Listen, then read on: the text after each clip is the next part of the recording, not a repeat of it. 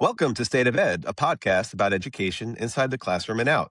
My name is Mark Isix. And I'm Nick Simone. How are you today, Nick? I'm doing well this evening. Yourself? Fantastic. You are going to absolutely love today because you are a math person, even though you pretend to be a social studies guy in your day job, but you are at heart a math person. And I'm a little bit of a math person, but nothing compared to you. And neither of us are anything compared to our guest.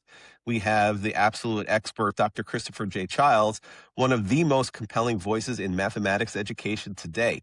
He currently serves as Chief Academics, Equity, and Social Justice Officer at Open Up Resources and leads K-Child Solutions, his own mathematics, leadership, and professional development consultancy. He is the author of Teaching Mathematics for Social Justice, Grades K through 12, a guide for moving from mindset to action, and co-author of Making Sense of Mathematics for Teaching Girls in Grades K through 5, among other published work.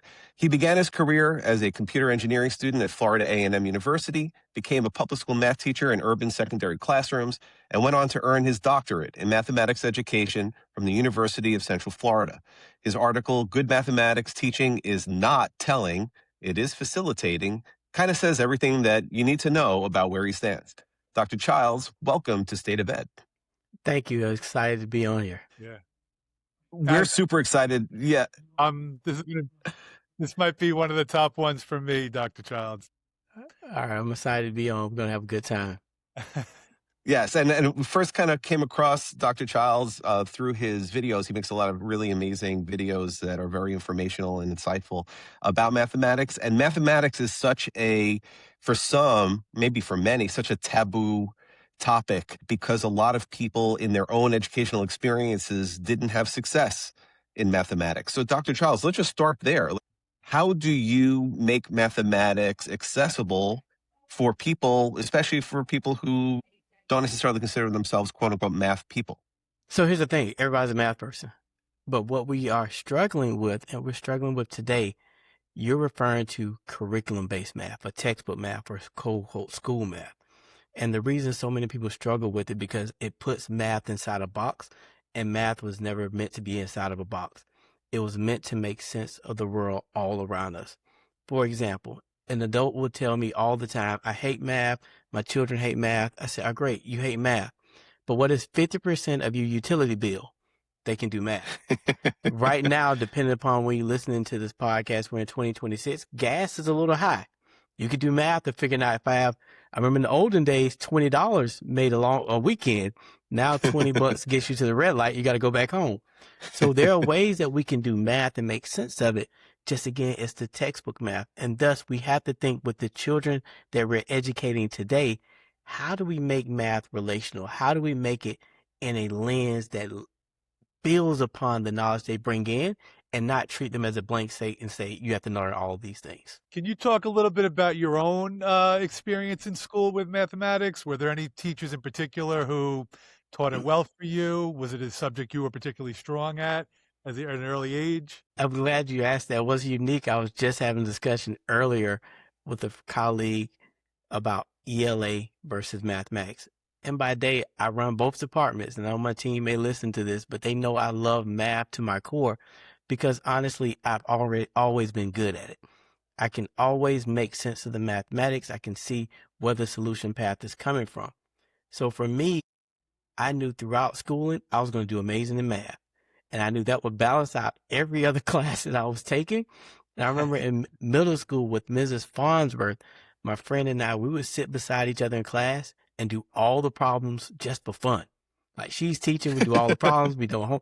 And we used to have a competition who can do it better because we just liked it. And again, for me, it made sense. But then one of my teachers, I was just speaking to my best friend about him the other day, Dr. Winiger. Dr. Winiger and I in middle school did not see eye to eye. And the reason being, I was a calculator kid. I am amazing at a calculator. And he used to see me punching in buttons like, Chris, you cannot use a calculator in the class. You're using it too much. Put it down. And we used to get into it. I'm like, but it works and I'm getting it. You cannot use a calculator in this class. And he told me, and I'll never forget this. He looked me in the eyes. That calculator, you won't always have it. You have to learn how to do it. And I will admit now, Dr. Winiger, if you're out there, if you listen to it, if you're watching it, you were right. I do not have that calculator with me every day. I actually have to do math.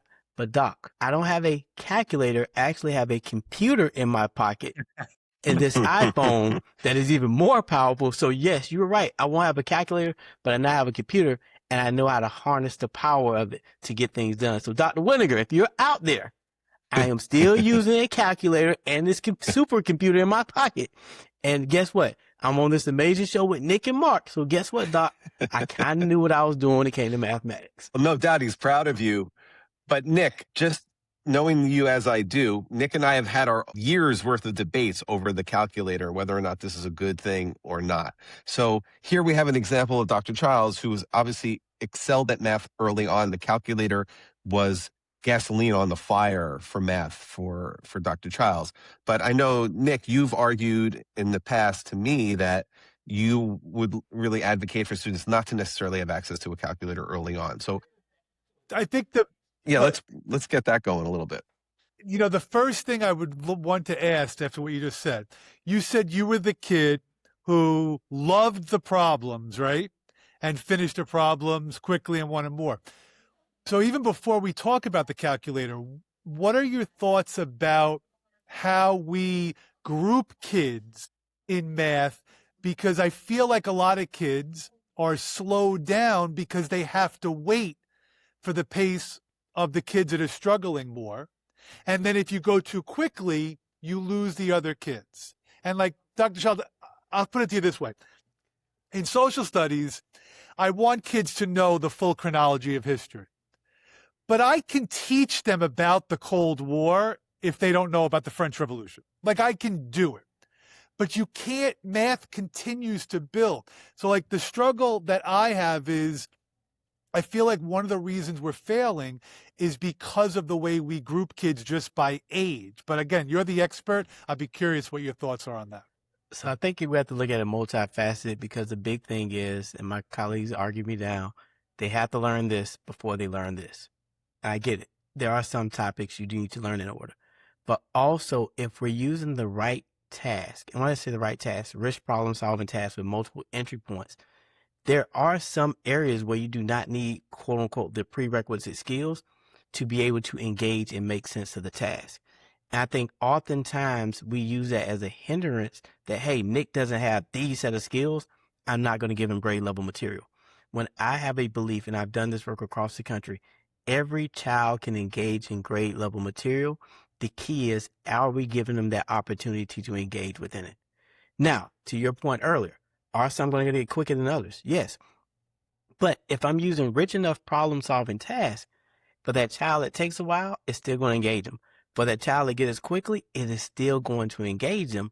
But I have to be willing to step back and allow the beauty of mathematics to take hold as they're doing that sense making. And now, to the listeners out there, yes, we still need to provide them the interventions that are needed to bring them up to speed. But what we cannot do is not give them a grade level experience, because hypothetically, if they're in 8th grade, let's go back, 4th grade math. I don't know, 4th grade math. They're in 4th grade math and you don't give them a grade level 4th grade experience. Let's say hypothetically they do get to 5th. They're missing all those skills. You got to give them a grade level experience, or otherwise they're not going to get it. Then another one, something to think about, because I love that. Here's the thing, and I know you're a social studies person. When it comes to mathematics, I treat teaching mathematics like popping popcorn. So I need y'all to tell, Nick, you pop popcorn. Mark, you pop popcorn, right? Of course. All right. When you pop popcorn, Nick, how many minutes? Oh, geez. Ballpark it. I'm 5, putting you on the spot. 6 minutes, All I right, think. 5, 6 minutes. Okay, Mark, when you pop it, how long? Probably 3 to 4 minutes. 3 to 4 If it's on minutes. high power. Okay. One of my colleagues says she just hits popcorn and lets it go to work. But I was here's the going to thing. say that, but I didn't want to get in trouble. But here's the thing. When you pop popcorn, you put it in, you however many minutes. When you open the microwave, you hear ding, because you hear pop, pop, pop, ding. You open it, and what do we all do? We shake the bag.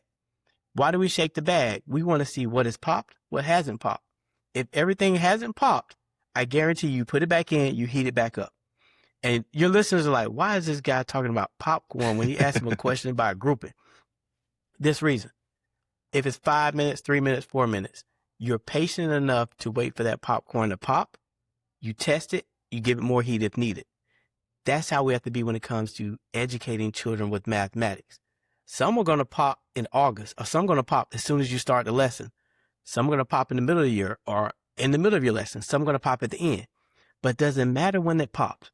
I've never seen someone take that bag of popcorn and shake it and be like, Colonel number 5, you popped too late. We are happy that it popped. And that's how we have to think about teaching mathematics and engaging children. Less about when do you pop, but can I heat you up over time and do what I need to do for you to pop?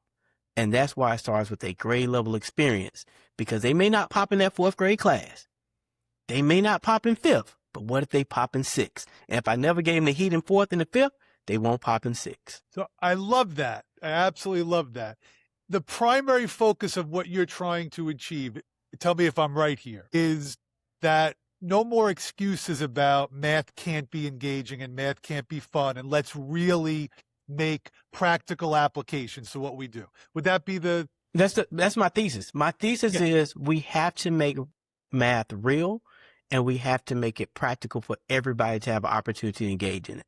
And I've had the privilege of teaching at the elementary level, let's go level, elementary, middle, high, and post-secondary. I've taught graduate level courses. I've seen the gamut. So for my experiences, I'm not just speaking from this silo piece, but just seeing the gamut of how we need to think about and re-envision what does it mean to do math and what it means to engage within it. And I couldn't agree more, and I love it. And the only person that loves that more than me is Mark. And the reason why, and we should definitely, I want to explore that. But let me just finish with my previous question. Go ahead. The reason why Mark loves it is because Mark's career has been dedicated to helping teachers motivate lessons, to engage students. And the pushback he often gets is from the math department.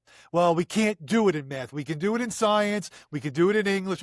So he's going to be your biggest supporter. But just the one question I have, I agree with everything you're saying. Mm-hmm. But now the kids who are going to be going the AP calculus route, and I'm not, I hope you understand, I'm not opposed to anything you're saying. But the concern, but the concern I have is that what a lot of schools have been doing is they've been pushing, I'll just use New York State as an example. They want to teach what used to be in 9th grade to the entire 8th grade. So it used to be accelerated, but instead now everybody is doing it. And what I've always said to them is, you're basing it on them just passing an exam. Passing an exam does not prepare you. The standards are so low for what passing means anyway. So again, and I apologize, I'm using New York State. You're fine. They'll have all these kids pass the algebra regions with like 37% right or something. And they think, and now the rest of their 4 years of high school, they're failing miserably in math because they really don't understand it. That's my concern. So I love everything, and I want to keep talking about what your ideas are about how we can engage it. But that's one concern. I'm very familiar with the regents, but that's the thing that as I work with leaders to get us away from that assessment complex, because what does it matter if a child passes the assessment and fails at life? Since the beginning of my career, and I did this in Orange County Public Schools, I'm proud to say it. We had I'm based in Florida. We're like standardized testing rural. But I remember my administrator when I first started teaching, he said, "Hey, Chris, you're first year teacher. Don't worry about the test. Make sure you cover the standards. The test takes care of itself." And here's the thing. I was actually a naive first year teacher. Like, that sounds great. And I wasn't the closest with my colleagues to hear the noise. I did that, and I had extraordinary results on the test. And that showed me from then on, yes, I'm familiar with the test. I know what's on it. I make sure they prepare. But hey, y'all, we're going to focus on what needs to be focused on. That test is going to take care of itself. And they're doing amazing things beyond, because I used to tell them the same thing I just told you. I don't care about that test, because if you pass that test and fail at life, I have failed you. If you pass the test and pass at life, we're going to be good. But I wanted to always instill, and this at that time I was teaching high school, am I preparing you for when you leave me, and they were 9th graders, and you leave this school, are you ready for life? Time to talk engagement, Mark. That's amazing.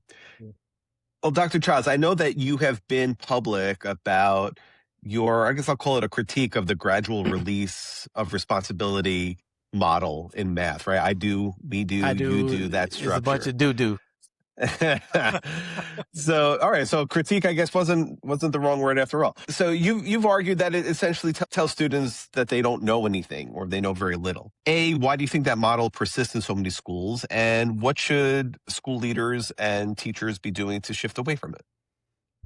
I wrote a great article about it, shameless plug. But here's the thing. It came, if you look back at it, from Rosenshine in the 70s. Do you all know that started off as a literacy model? And then as it progressed, and I apologize, the name slips me, and it's in the article where another big literacy name started to use it. What I think happened, I can't prove it, but it makes sense. Some administrator went to a conference, heard this thing in literacy, like, oh my gosh, the gradual release, this is great. Let's put it in math. And that's how we got it. Because when you think about, I use the work of Thomas Carpenter, and it's cognitively guided instruction in mathematics, and you build upon it's using problem solving. It's the same thing that they're dealing with in math. It's not about can you regurgitate something. It's all about can you see a scenario or a problem? Can you make a solution for it? That's all math is. And we don't want to make robots. We don't want to. I'm glad that there's times tables, but how do they apply it? How do they use it? And therefore, we have to stop using that gradual release of responsibility, provide them a rich task, and see what they come up with. There are a lot of sicknesses and diseases here. We're based in the U.S. for this conversation that don't have solutions for. If I go with the gradual release responsibility teaching, I know the solution, and I don't. So therefore, I don't need to build a bunch of rule followers. I need to build more problem solvers so they can be presented with these scenarios and then make sense of them and go out into the world. So that's why I'm a strong advocate of throwing that out the window and using rich problem solving tasks and just letting them show you what they bring. Because every child comes in the classroom with some knowledge. You all have seen pre-K, they come in with something. I just got to build upon it. They come in high school with something, middle school with something. I just need to build upon it. As opposed to gradual release, you're a blank slate. I got to teach you everything. That's simply not true. So with your work, We should have had him on with Christina Smeckens. Christina really makes a great argument. She has a solution for the gradual release problem also, because she makes a distinction or a differentiation between modeling, which is sort of like the cornerstone of a gradual release, and the think aloud, which is really more along the lines of what you're advocating, which is not just here, watch me do this, bing, bing, bing, bing, bing. Now you do it. Right. Or we'll do one together and then you do it alone, because they've never really learned it in the first place, versus the think aloud, which is, okay, as I look at this problem, here's now how I'm approaching it, I'm tackling it, I'm seeing this, I'm wondering about this, I'm wondering if I need more information here, like really teaching them the whole cerebral or cognitive approach and a way to attack something, so then they start to understand how she's seeing is through her eyes. And then eventually they will slowly pick up on how to do that and she'll be able to hand off, which is more along the lines of what you're arguing, as opposed to just watch me do these steps. Right. So because then what happens is, Dr. Charles, we wind up just we start with our heart is always in the right place, and we start with going for everything. And then as soon as they start to struggle, we immediately go to, okay, just remember this. It's this is over of equals this blank over 100. That's all you need to know, right? And now you can solve 100 of these. But if there's a word problem, you're done. Right. And what I do is, before you jump in, Nick, is I think about it with the iPad. Children now come out the womb and they're given the iPad at birth. I'm joking, but you know what I mean. You're not joking. But and again, I'm not advocating, hey, take a tablet away, give it. But what I am saying is this. I've seen young children get a tablet and do some amazing things with it. And they don't even harness the full capabilities, but you put it in front of them, they figure it out. But I have never seen the directions for how to use an iPad or how to use a tablet. And these children can figure out these sophisticated devices without it by just giving them an opportunity to explore. You telling me they can't figure out math? But am I willing to give them an opportunity to explore and just do some sense making? that's a great. I mean, and the video games. Fantastic analogy. The video games they play that I can't figure out any of these games. Think about when we grew up. I don't know if you all were Atari, Nintendo, Super Nintendo, Sega. We never came home and said, let me read the directions first. What do we say? Turn on the game. You may have blown the cartridge and said, let's go.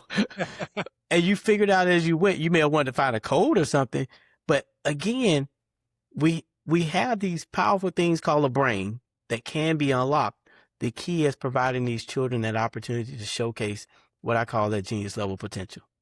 Yeah. And I would argue that, Dr. Charles, when they have the opportunity to tackle it first and then get into it, if you were to then give them an article about that game, they will read it like Yes. voraciously.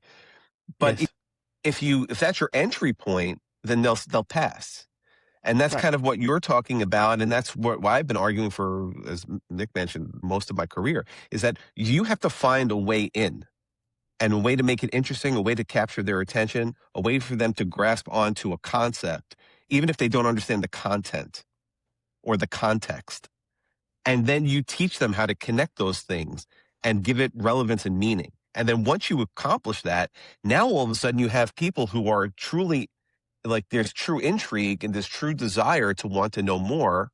And that's how you get them to the level that you want to Right. get them to. But you can't just start there. But here's the thing, as you mentioned, I love it. I have a saying, I am married to the content. I will never be married to the context. Why is that important? We haven't talked about AI yet. I don't know if we're going there, but we're in a time right now where AI is taking over. And before AI, I told my children the same thing. I use children throughout. I don't say students. They're all children to me, humanize them. But I used to say, hey, I'm married to content. The content. You like pizza? You do pizzas. What do you like? Playing basketball? You do basketball. You want to do drawing? You do drawing. I never cared about the context. I'm married to that content. And now with technology, why don't we clicking the button to say, all right, get the context that you want? The key is, let's make sure you understand the mathematical concepts behind it. But we have to get out of that. You got to learn about jacks, because I played jacks growing up. Hey, these kids don't care about, they care about Roblox. They care about Fortnite. They care about different, switch it up.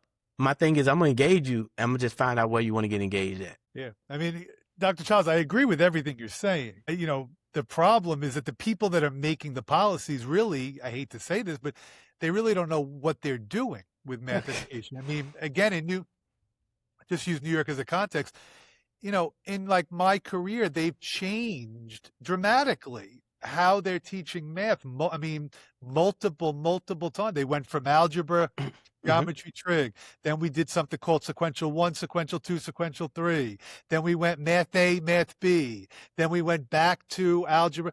They keep switching it up, and they don't realize that the kids are the ones that are getting lost in the process.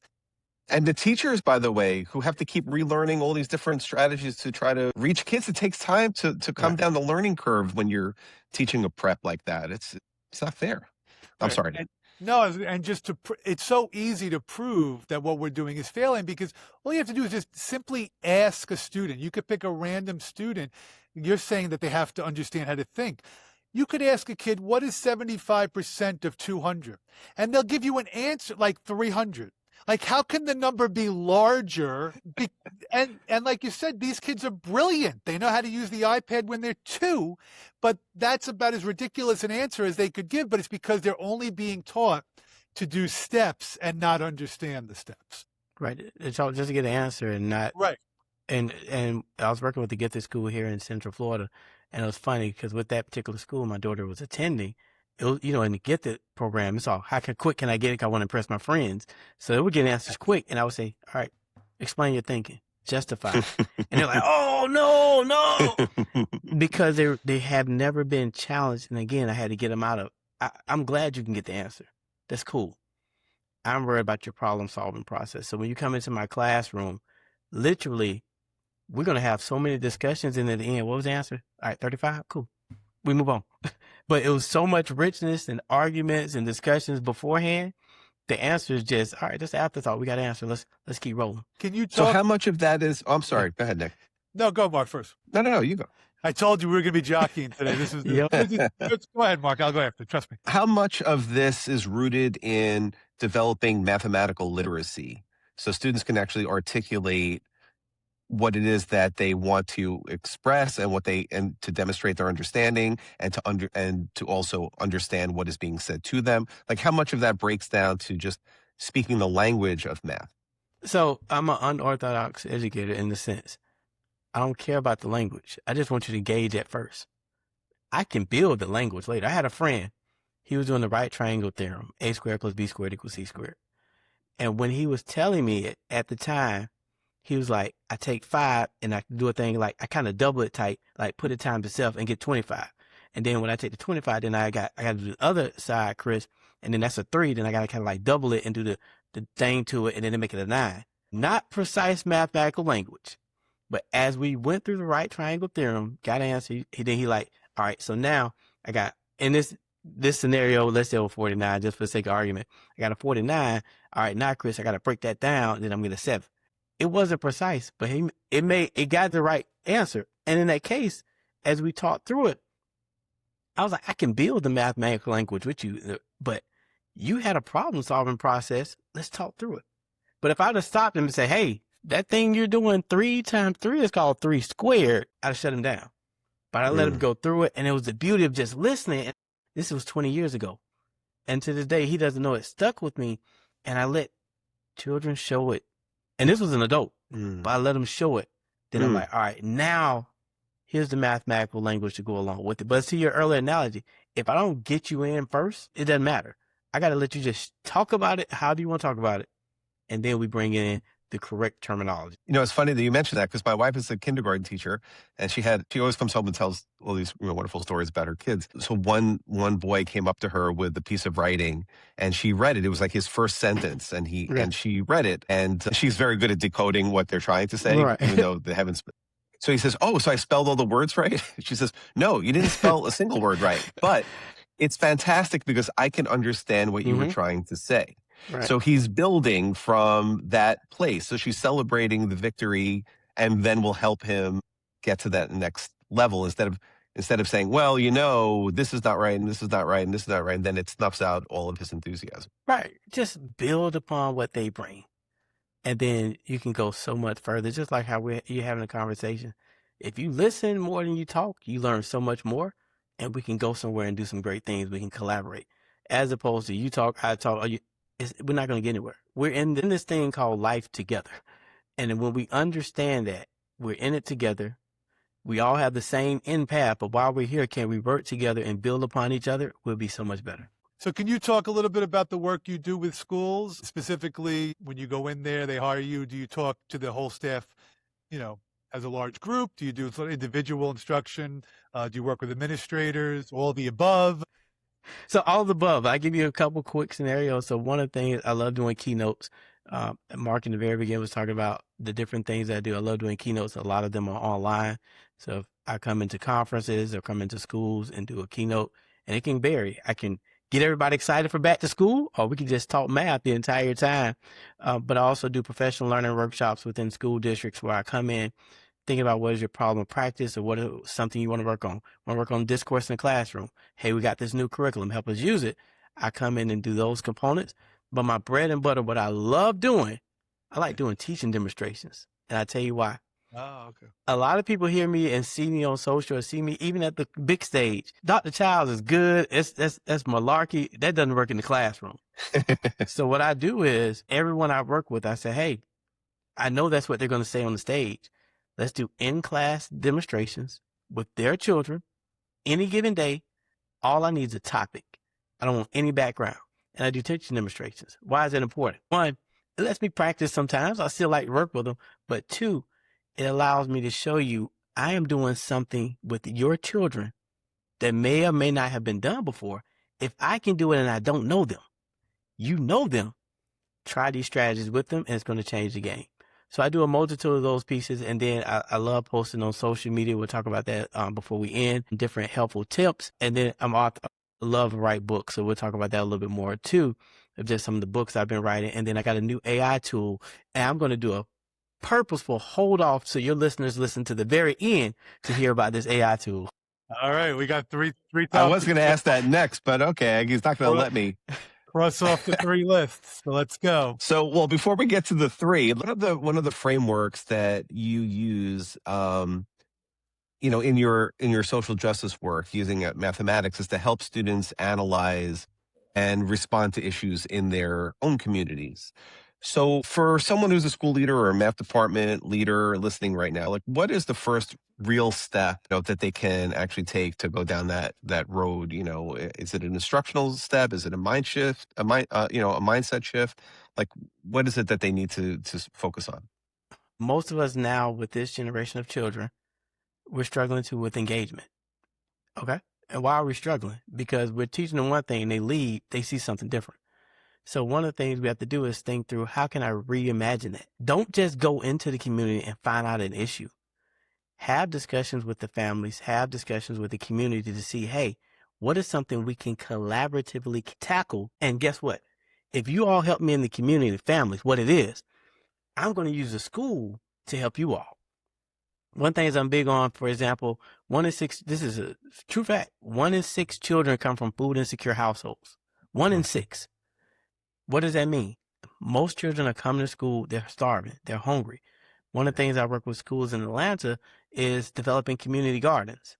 Why is that important? Through conversations. I knew this school, they were struggling from that community to have just basic food, not a car, not the movie ticket, food. They develop a community garden. Now, what's cool about the community garden? You can do math in the community garden. You can do science in the community garden. You can do social studies. You can do all these content areas in the garden, but then they can grow the vegetables and fruits and take it back home. And now we're solving the problem. So when I come through the social justice work, a lot of people hear this, oh, Chris, you just want to talk about police brutality. I do want to talk about it. But if in your environment that is a hot button topic, what are the things we can talk about? I guarantee we can talk about a community garden. I don't care where you go, red, blue, purple, orange, you can talk about it. Another thing we can talk about, looking at the credit score of a community. And you can Google different sites now to find the credit score of a community. Why is that important?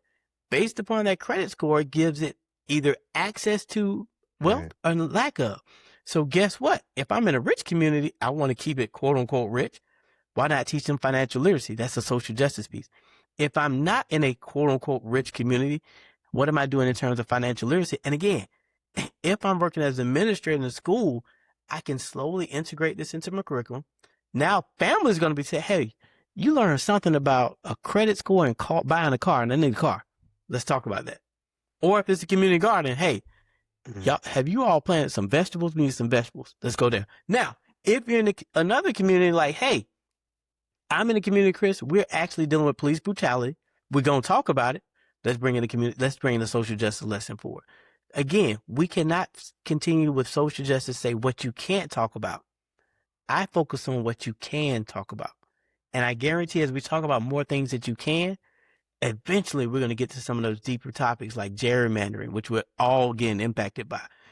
Again, we have to have the conversations, not having the conversation, not using education to have it. For some reason, I've been on this planet long enough. Things don't miraculously change just because we do nothing. Things change when people do something, and we have a generation of children who want to do something, and we have to equip them with the tools to do it. And then that goes back to our earlier discussion. How do we get them engaged? If I'm seeing something that's going to benefit me one day or benefit my family, I'm going to lean in. But it's on us to, as we teach, we're going to teach the content regardless. All I'm asking you to do is put in a context that's going to reel them in a little bit more. So how is that reflected in the current writing, in your current writing? Let's start working through your list of 3 things. It's always in the current writing. So 2 things for your listeners, you got to go check us out on the video side to see how I'm going to hold up some stuff. But a couple things. At Open Up Resources, we develop a program called Humanizing Mathematics Pre-K through 5. I'm going to hold up a poster for the ones watching it in video. Again, I know your listeners are like, all right, I got to find the video feed. Then the video folks are like, I got to listen to it too. But in this poster, and if you go to openupresources.org, type in Humanizing Mathematics. In this poster, you see a multitude of children. Why is this important? This is a pre-K through grade 5 program. It's openly accessible. Anybody can access it online. Why do you see a multitude of children from different backgrounds? I challenged the team. I said, when we create this curriculum, there are children from all walks of life in our buildings. They need to look at this program and see themselves within it, especially as it relates to math, because math gets typically the old white guy as a mathematician. Nobody else, no women, no melanated people, just that. How do we see Just everybody? Einstein. Just Einstein. How do we see everybody as a mathematician? And with that, the team did an amazing job of thinking through it because they knew when I said everybody, it means everybody. That's one of the ways we're thinking through it. And again, no matter where you're at, you have a diversity of children. They need to see themselves in the curriculum. In my latest book, Chris Teaches Math, this is my pre-K through kindergarten book. And Chris Teaches Math is literally a story of Chris Teaches Math. And I am Chris. But the cool thing about Chris, how many times have you seen that cute little kid like Chris teaching math and going through it? We got to create mathematical experiences where everybody can see themselves a part of it. That's why I also have the book, Teaching Mathematics for Girls, which I'm a co-author. I was always thinking, who is missing, and providing them an opportunity in the lens to see themselves, to see their culture in mathematics, because every culture has contributed to it. That's fantastic. Are you familiar with the concept of stereotype threat and the research that's been done around it? Yes. Yeah, because this work that you're doing is really just so laser focused on trying to work against that stereotype threat, which gets in the way of a lot of young people and their full potential of what they can learn and what they can accomplish. Right. Cause, and so for me growing up, I remember the earlier question was, Chris, what got you into math? I'm the type, I used to open my book. First, this is my old school folks listen. Y'all remember this. You look and see who had the book the year before. So I'm looking for my friends' names. Exactly. You remember those days. But the second thing, every time I open up a book in school, from pre-K through high school, actually post-secondary, I used to look at the authors. I used to wonder why I never see an author looks like me. Why did I never see an author that looked like my mom? And I was curious. And then I wondered, who gave that person the authority? Like, what made them so great they can write a book? So now, how is that impacting my work? I'm thinking through the lens of who not only is representing materials, but in my role, I get the opportunity to work with some cool authors, whether I can formally work with them and publish with them, or where I can give them advice, because again, everybody has a contribution. Everybody has a piece of the puzzle that deserves to be brought to the table. And in my work, I want to see everybody win, not just one particular group. And that's every day I wake up, I'm thinking, who is missing? How do we bring them in and give them that opportunity so a child doesn't do like I did and wonder, why am I flipping pages the entire year and I never see a story about me? Great.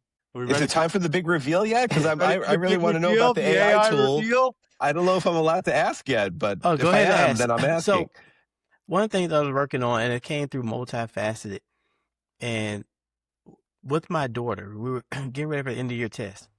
As we were getting ready for the end of the year test, I travel a lot. It's no secret. If you know me by now, I travel a lot, and it does impact me being able to help her. So I said, I need to reinvent myself to help my child. And I started playing around using AI tools, and I created something to help her when I'm not around. And I'm like, all right, this is kind of cool. But then I think I get so many phone calls from friends and relatives. Chris, can you help me with math? Chris, do you know someone? I'm like, hey, I just created something for my daughter. I think you should check it out. And they started checking it out, like, who can I tell about it? I'm like, it's in beta, but then it realized I had something. So through that, I developed something called Dr. Child's Digital Twin. And if you go to KristopherChilds.com, KristopherChilds.com, and then you click Ask Dr. Childs, it's going to open up my digital twin. The digital twin, here's the cool part about it. If you're a family member, it works for you. If you're a teacher, it works for you. If you're an administrator, it works for you. If you're a child, it works for you. Pre-K through Algebra 1. I stopped at Algebra 1, and everybody's like, why won't you keep going? Because so many children, and it really started, I got something new coming out with Algebra 1 I'm working on. So many children get stuck at Algebra 1. So I was like, if I get you all there, everything else will be fine. And with this tool, if you're a child, you just have a math question, you go on there, you type in your question, it's going to respond to you. If you're a family member, I know a lot of family members, 8 o'clock hits, after dinner, they get the, hey, mom, dad, I actually got homework. What? And they're like, what math? So families, there are prompts that families can go into the same tool, ask it questions, help their child with math. If you're an educator, pre-K through Algebra 1, every educator, in my opinion, deserves a co-teacher. Especially, I'm biased, every math educator. So what does it mean? I'm teaching a class, somebody's asked me a question, or I need to know what to do next. I can quickly go on my iPhone, my iPad, or to my computer, and it gives me a next step. And then in addition, I love my administrators. Some of my administrators are still talking about I do, we do, you do. So part of the tool is for administrators to go in, hey, what are some look fors that you need? And therefore administrators can go onto the tool and it helps them from there. So I give essentially the different languages of math based upon the artist. Here's something really cool. I don't talk about stuff just to talk about. I talked to you all about financial literacy earlier. Built into the tool on the family side for the child, there are financial literacy activities. So I have built in a financial literacy curriculum built into the tool. Anybody can go on and access it. And there's a free side. Later, there will be a paid side as we're still testing it. But if you go to ChristopherChilds.com, Chris with a K, access the tool, give us feedback. We're constantly improving it. And the key is every child deserves a high quality mathematics experience. Every teacher deserves someone there to help them. But most importantly, every family should be able to help their child with mathematics. So when I create this tool, started with my daughter, thinking about her, then I say, hey, and my daughter knows we got to do more for the world. And we elevated the tool, and it's on every day is getting better. We're releasing new components of it. But you all are the first public avenue to hear about Kristopher Childs' digital twin, and big launch coming summer 2026. Soft launching it now. What an honor and Amazing. privilege. Amazing. Thank you So while everybody else gets the digital twin, we were blessed to have the original Dr. Chris Childs with us today on State of Ed. Dr. Childs, I knew that Nick and I were geared up for this one, but you completely delivered way beyond our expectations, which were already sky high. Can't thank you enough for sharing your time, your expertise, your passion for math, and for just creating a better world for our kids, with or without math. It's so inspiring and aspirational, the work that you're doing. And, kudos to you for everything and all that you're continuing to do and will do in the future. So impressive. Thank you all. Thank you all for being on here. And to all your listeners out there, check me out on all social media platforms at DRKCHILDS, at DRKChilds. Every single media platform I am on. If you haven't heard of the platform, I'm probably already on it. And if it's coming down the pipe, I'm on that platform at DRKChild. But definitely check out my website, www.ChristopherChilds.com. Stay up to date with all the things I'm doing. But that digital twin, I'm telling you all, is a game changer. And it was created just for every single family out there who doesn't get access to what they need to help their child do math. We'll put all of those links on the show notes just to make it easy for our listeners. Awesome. Dr. Childs, fantastic. Thank you so much. Thank you so much for your time. Pleasure to meet y'all, Nick and Mark.